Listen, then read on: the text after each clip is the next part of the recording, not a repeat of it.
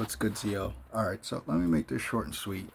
Alright, so about 2 years ago, I started playing For Honor, and you'll see how this kind of ties into the whole thing with Zangief and having a one button anti-air. What Justin was saying, and what I mean about people don't understand the consequences of things when it's stripped from them, per se. So just take a quick look at this video here. Boom. This is me playing with Pirate. Make it short and sweet.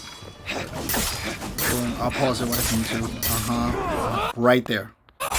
Boom. Okay, so when I first picked up For Honor 2 years ago, right? You see how he side dashed? That's back way too far. Yeah, hold on. Yeah. Just get it over with. Alright. You see how he side dashed right there and I hit him with a heavy? 2 years ago, you couldn't do that.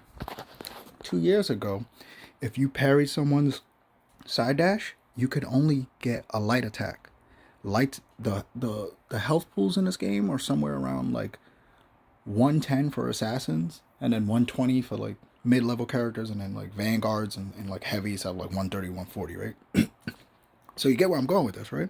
Lights do like 11, 14. Some of the heavy hitters have 14 lights. Heavies do 28, 32 damage. Back then they were doing like 37 top heavies and stuff like that. So if you get where I'm going with this, it's like side dashes have invo frames.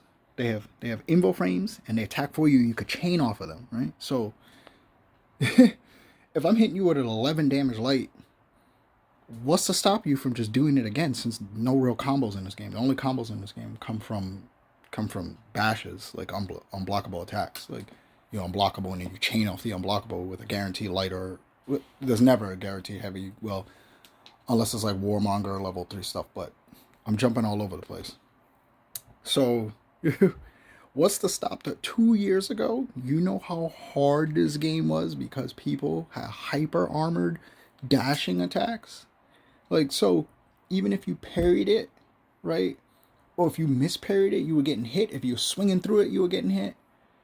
And some people have really fast ones. So it was heavily skewed in the person's favor to not respect your parry. Just do it again at any given time, right? And when they nerfed it, and I was thinking that the whole time. I'm like, yo, this is crazy. Like, I have to read when this guy is gonna side dash, like, and I have to see it, react to it. It's not that crazy to react to, but, and I'm only getting like 11 damage, right? I have to make him, how do you make him stop? 2 patches later, they were just like, from now on, when you parry a side attack, it counts as a light parry, and you eat in a heavy. So guess what happens now? Guess what happened to the average or just above average player that relies on that way too much? Guess what happened to the player base skill? It went all the way down. Like, there's a heavy gap now in those who can and can't, right? And you'll automatically know when you come up against someone who just, you could feel that they're just abusing side dashes and stuff like that, and they don't learn that. It's not that they don't learn their lesson. You get rid of them faster too. They side dash, they eat a heavy. They try it again, they eat another heavy. They've already lost 60 off of their health pool. Some of them only have 120 health. They just lost half health. So what I'm talking about now is just like consequences, right? Risk reward. So everyone's talking about that video where Zangief, where Noah jumped in. Zangief was supposed to get the EX Lariat, so they're complaining like my EX Lariat is supposed to anti-air. I wasted 2 bars on it. You're pressing 1 button, right? 3 if you're still about that life. Maybe you're still pressing the 3. You're on joystick, controller, maybe you're still pressing 3.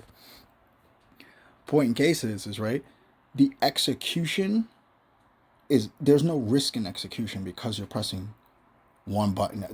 There's no error. Where's the margin of error? Where's the risk? you know what I'm saying? And because the execution to press 1 button is, there's like literally no margin of error unless it's like a machine malfunction or something like that in your device. It has to have some other type of weakness. And I don't think players get that about SF6 right now. What's the current state of the game and what's the issue with it is like a lot of things that characters have are not, they're they're heavily skewed in favor of the person doing it as opposed to the consequence they have for uh making a bad read doing it. And that should never be.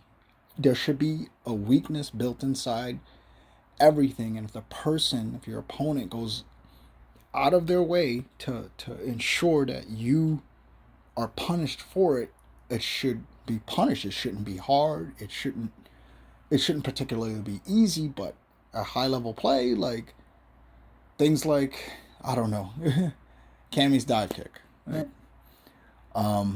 Cruel Fate from Aki. Why is Aki's whiplash like impossible to punish on whiff? Basically, you have to take a risk jumping at her to whiff. Like, um, it's small things. It's small things like that. Or there should actually be a gap in between Aki's little move where she goes in a stance and kicks you twice. There should always be a gap. Always. Right? And she either has to space it correctly to do it, or there's a gap. And we're not playing in an honest game right now. That's what I'm trying to say. Um, and this leads me back to like Street Fighter 4 vanilla Sagat players.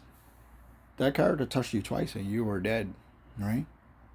A year later, about a year and a half later, they nerfed him. They nerfed all his damage. And all the Sagat players disappeared. They couldn't win anymore. People dropped the character, right?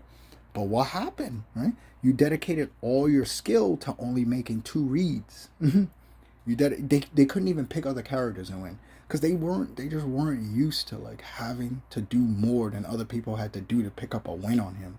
So they didn't grind that mindset, that skill inside themselves. Like, and that's why I said people don't understand until the things are stripped away from them. You're actually seeing that with a lot of top players right now in SF6 who are wondering why they're losing and stuff like that. They don't realize first season they were using some egregious shit that was like winning for them. Like, they don't understand, like, yo, like, you're godlike, but like these tools are like helping you, and while they're helping you, they're also taking away from other areas you're not aware of, like skill wise. And people, they just don't understand that. And it's like with everything that you have in that's bringing you wealth, you have to understand what's taking from you.